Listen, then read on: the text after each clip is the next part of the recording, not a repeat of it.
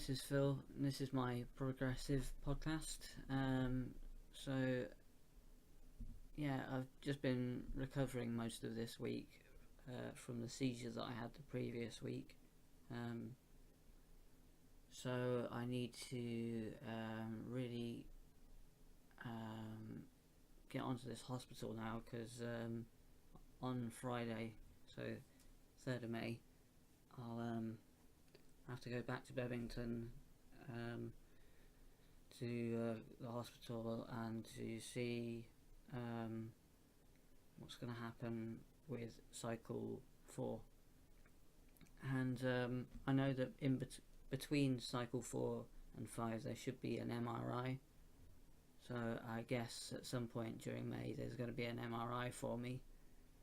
I kind of wanted to have the MRI last week though, because of the seizure. I wanted to have it as soon as possible. And anyway, so to get back to a bit of the US politics and my analysis of it, I'm still really supporting Tulsi Gabbard. I think I've seen this video that's just gone viral.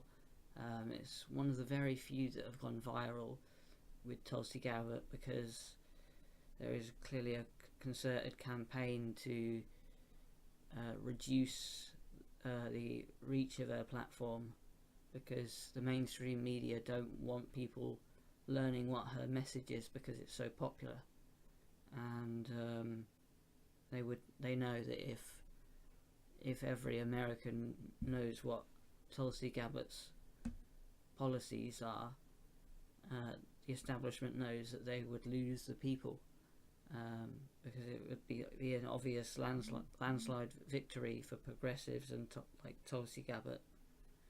And I have a feeling that in 2020 it's going to be a much better story, because it's either going to be Bernie Sanders or Tulsi Gabbard. And a lot of people banned this Buttigieg guy, and it's like, he's not a progressive. There's no way he's going to win, because it's too obvious what he is. He's one of the corporate Democrats, and corporate Democrats are a distinct race of political animal. The centrists that we have in the Labour Party in the UK are often called Blairites too, and that's kind of like the British version of a corporate Democrat. So corporate Democrats are, of course, kind of like the Clintons. So it's basically a central position, apparently moderate. But I think the worst aspect of that type of politics is that it's neoliberalism. And I didn't know what that term meant until about 3 years ago.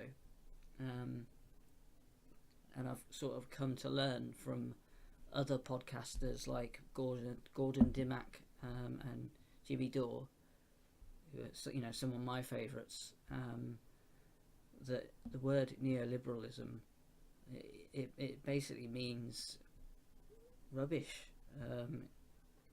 It's basically the political version of the worst you can get, because it basically means you stand for nothing but money. So it's kind of like treating politics like a corporation. So it's just all about the money and going for those profits. And that means these corporate Democrats have no qualms about taking super PAC money off the fossil fuel industry, big pharma, and even big agriculture. So obviously a progressive Democrat would be somebody that has agreed not to take any PAC money, but just take on small donors, like grassroots campaigns. and luckily Tulsi Gabbard is a progressive Justice Democrat, I think, and so she has agreed not to take super PAC money, and her campaign, as soon I have a good feeling as soon as she gets on the debate stage, she's going to have a lot more control that she's not had at the start of her campaign due to mainstream media trying to suppress her message. So yeah, I'm going to leave the analysis there for tonight because I don't want this one to take too long. So I'll leave it there tonight, but I'll just leave you with a video of a very powerful event that happened on Tulsi Gabbard's campaign. This was a woman that came to one of her town halls, I think. She described herself as an Afghan American, and she had a very passionate talk about her upbringing through the devastation caused by these wars. And she even mentioned in a talk about how it had been America interfering during the 80s when it was the Soviets in Afghanistan. And she didn't just mention her own country of origin, she also spoke up for other people that can't get a message across. And that was mentioned by Tulsi Gabbard in this encounter that she had with a supporter.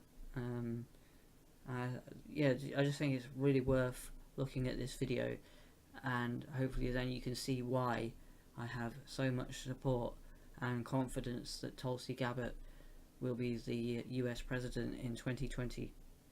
That Yemen is paying for what is going on in between the Saudi and the US. And I, as an Afghan American, have seen the effect of war. The Cold War that started in the 70s and 80s in between the Soviets and America, Afghans are still paying for it.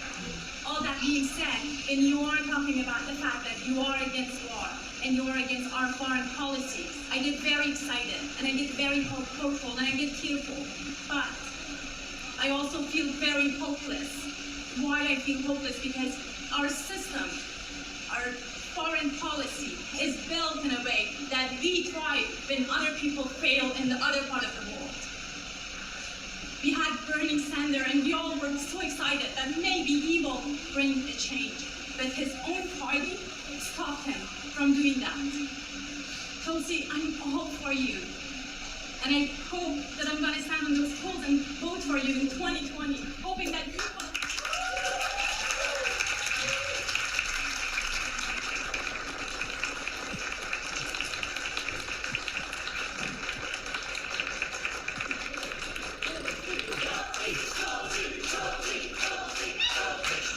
And praying that you will be the one person who will make the change, who will bring the change, who will be the voice for the voiceless, who will be the person who can say that the war that we start here, the billions of dollars that we are spending on this war can go to our addicts, to the mental health, to our healthcare. Here in the States, people are dying of poverty. And yet people are dying of poverty in Afghanistan, in Syria, in Yemen, in Iraq, in parts of Africa, because we have started those wars.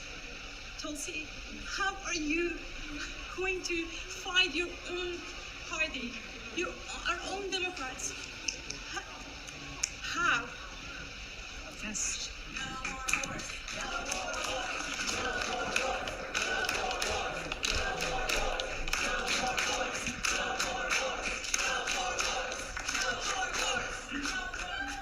Thank you for sharing your heart with all of us. You speak for so many whose voices are not being heard. You have just laid out why I'm running for president. This is not a political ambition that I've had for myself. With the obstacles that are in place and the challenges that exist, it is because of the people that you're talking about, people whose lives are being impacted, that make me work tirelessly to run for president to bring about this change. We're not naive to the challenges that lay before us, or the obstacles that are placed ahead of us, or the smear tactics that are used against us. Yes, it's coming from within our own party. The most attacks I get are not from Republicans. They're from Democrats. They're from people in the mainstream media. They're from people in the foreign policy establishment that you're talking about, people who represent the interests of the military-industrial complex. But you know what? You know what? The answer to how we overcome this, it's us. It's we the people. The stronger they come, the stronger we respond. And you know what? We don't respond to their dirty tactics or their hate with more hate. We respond with strength and love and our message of peace and humanity.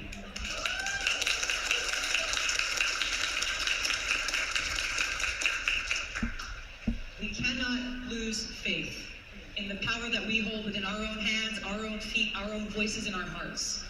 It is only when we reclaim our own voices and our own power in dictating the change in this country that we need to make that we can be successful.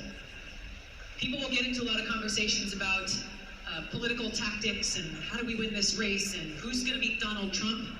Bluntly, I might get in trouble for saying this, what does it matter if we beat Donald Trump if we end up with someone who will perpetuate the very same crony capitalist policies, corporate policies, and waging more of these costly wars?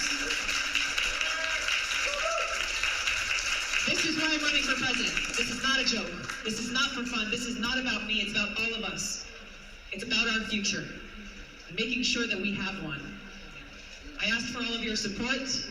I ask you to stand shoulder to shoulder with me in this movement for peace abroad, peace at home, so that we can fight for that path towards a bright future with opportunity and justice, equality, and respect for all. Thank you so much for coming.